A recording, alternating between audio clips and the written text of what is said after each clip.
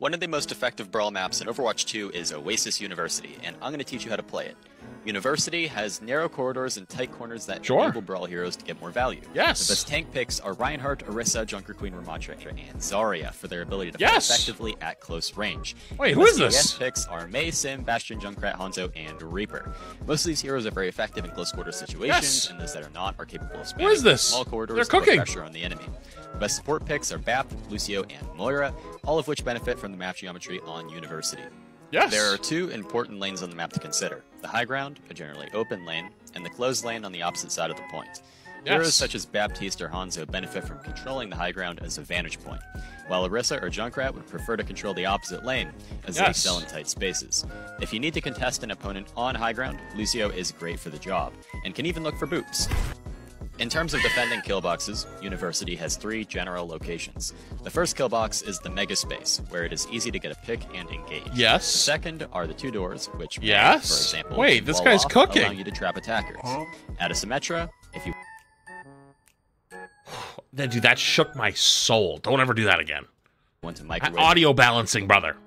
While you're at it. The third kill box is the point itself, around which you can take angles using the two lanes mentioned earlier. Here are some examples of pro compositions on University. Let me know if you like this new video format, and let me know what map you want to see next. Hey, who is this?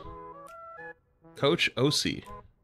This guy, I mean, I haven't seen the rest of their content, but not gonna lie, that was pretty good. That was probably one of the best short-form content things I've seen in a while.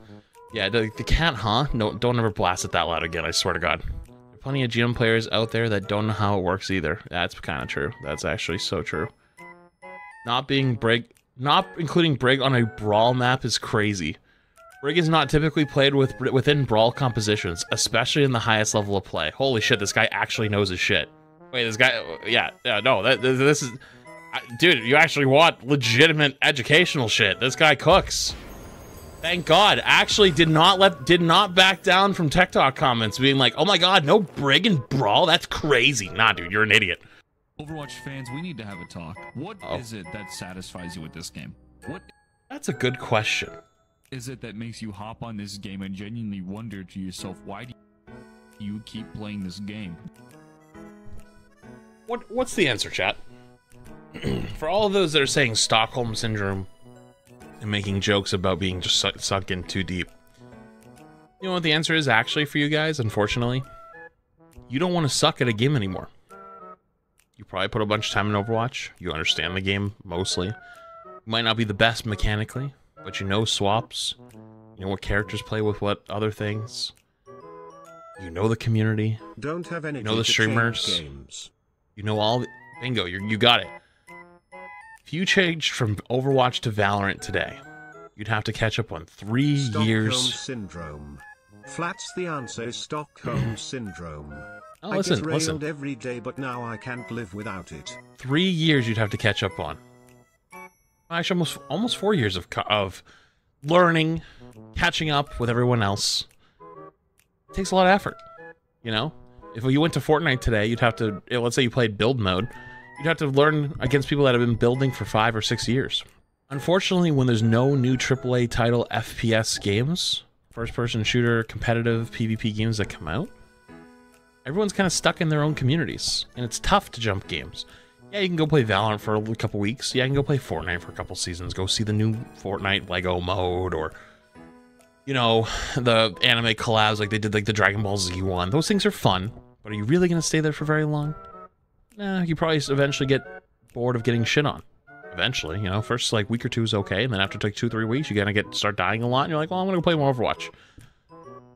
Unfortunately, we kind of live in an era where everyone gets so good at things and everyone's mastering things that it's tough to swap. So unless like a new AAA title FPS game comes out tomorrow and a bunch of people go to it, you're learning way behind everyone else. So like, kind of like sunk costs where you've already sucked so much time into it, it's tough to change. And that's both as a player, streamer, anything.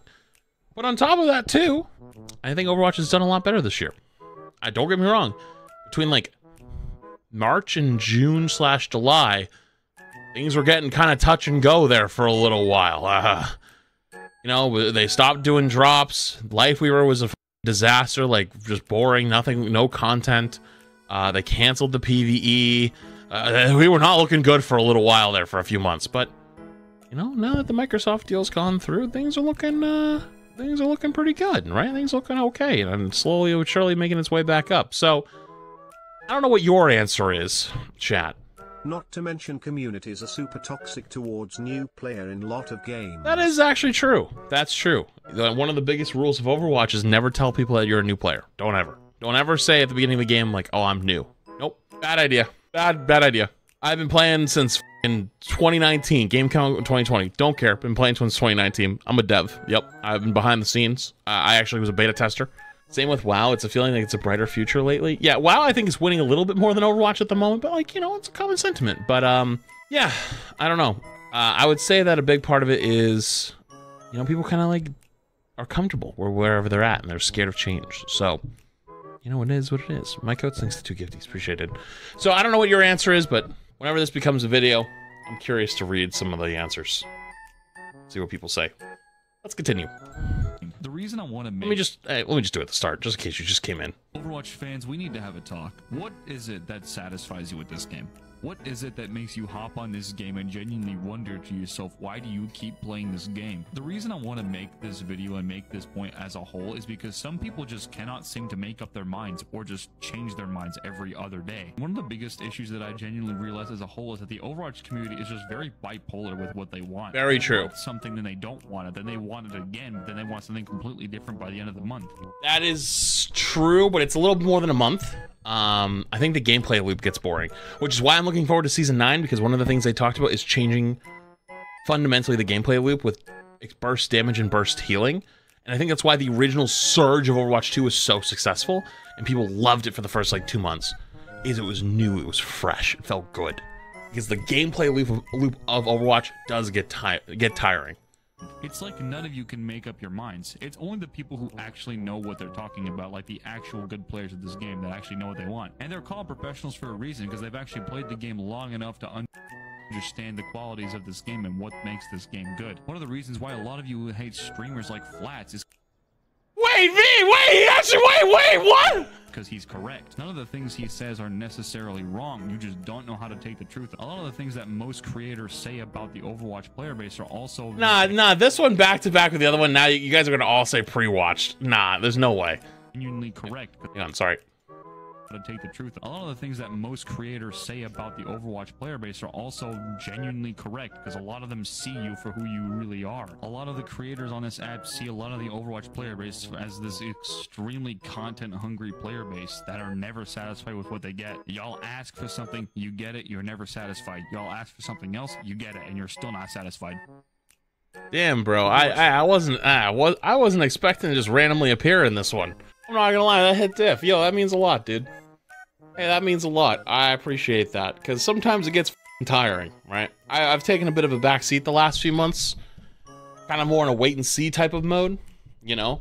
Because it gets tiring being the guy on the front with the shield the entire time. If you play a lot of tank, you know what I'm talking about, right? It gets tiring eventually, and you're kind of like, all right, dude, someone else step up. Someone else, like, give me a hand here, you know? And then everyone kind of sits there quietly. And I can't tell you how many people silently always, like other streamers and stuff, always tell me like, yeah, Flats, you're spot on. Like, I wish we did these things. Even devs, all the time. But nobody comes forward. No one says a word. And I just sit there and fight the masses 1v a bajillion. And you know what? I win a lot of those fights. But man, do I get tired. Man, do I get tired. Because sometimes, and I was taught this many, many years ago. Because when I was younger, I had people that took, like, family members and friends and were like, dude, you're going to politics. I was like, absolutely not. Just because, like, I have very much, like, a chase knowledge, chase truth type of mentality. And one of the most important things I was taught, and I'll try not to forget it, even though I do forget it a lot, is people don't actually remember what you said, or what, like, if you were right, if you were wrong. They don't remember what you said. They remember how you made them feel. And that's true in a lot of things today. They don't remember what you said. They remember the way you made them feel. And so even if you tell them something they don't want to hear, even if it's true, if it made them feel stupid, if it made them feel dumb, if it made them feel like you're challenging their beliefs, or you made you feel like they're challenging their sense of reality, they don't like you. Not because you're wrong, because you made them feel bad. Here are 3 tips to play Torb. First, place your turret just as the fight starts. Biggest mistake I see Torbs make is placing their turret in a spot where it can get broken before the fight starts. What's equally as bad is putting it in a spot where it can't shoot anyone. Placing it in an off angle with cover when the fight starts will allow it to shoot freely during the fight. The enemy team will be too busy shooting your tanks and teammates to break it, resulting in more damage. Second, nobody ever shoots turrets. Save your E for when you're in danger. E is like Torb's get out of jail free card. Between the armor and increased movement speed, you can easily escape sticky situations. When playing against comps but sometimes you go aggressive with it for right-clicking make sure tanks. You save it for when you get ran at or dove. Using it too early will allow the enemy team to secure a kill on you. Third, start the fights at long range and close the distance so you can use your shotgun. Maximizing Torb's gun is crucial to getting the most damage done. It's important to not play the entire fight at long range. He got another small buff this season, Instead, right? start long and move closer to increase your damage output as the fight goes on. If you want to learn the game from me and other former Overwatch League coaches, join the free Discord in my bio. This is the Overwatch challenge that no one can win. No, seriously, the entire rule set is designed to make your matches more difficult the longer you play, so send this to your sweatiest friend to see what score they can get. The Nuzlocke challenge was originally for Pokemon, but I adapted it to Overwatch's role queue for my Twitch streams, and it's been working surprisingly well. The rules are simple. Pick a hero in your role and try to win as many matches as possible without swapping. I started off with Kiriko for support, but let me know who your first pick for each role would be in the comments. Wait, is it comp or quick play? Every win grants you a point, but if you lose, that hero's off limits for the rest of the challenge. It pushes you to play heroes you might not usually pick, but it's way more enjoyable than something like mystery heroes, which is absolute chaos. Keep playing until you run out of heroes, and that gives you your final score for that role. I ended my support round with a solid 16 points. Not bad at all. Surprisingly, Baptiste was my best with a 5-game win streak, and even Mercy got some playtime that I actually enjoyed. Then you can either continue the challenge into the other roles, like I Will Be Live. Wait, so you can't swap though? Or start over to improve your role score. Let me know your highest score for each role if you tried it, and follow for more Overwatch challenges. If it's quick play, that's fine. If it's comp, oh my god, I don't know about that one. The entire rule set is designed to make your matches more difficult the longer you play, so send this to your sweatiest friend to see what score they can get. The Nuzlocke challenge was originally for Pokemon, but I adapted it to Overwatch's role queue for my Twitch streams, and it's been working surprisingly well. The rules are simple. Pick a hero in your role, and try to win as many matches as possible without swapping. I started off... I love how this one's labeled as thunk. Probably the hardest one, and you're gonna be like the thunk. Like, truly, the thunk of this one is just gonna be like this. The thunk of just like... Because that's how you're gonna feel, just thunking your head against your keyboard your entire time trying to do this and play tank without counter swapping. And at least it's quick play, so it's not that bad, but, you know. I don't know, maybe I'll give it a shot. We'll see. What's the comments? I have never lost a single game of Ramatra ever. And then their name is Null Sector Propaganda. The hardest challenge in Overwatch is trying to have fun. Damn, dude, that's tough.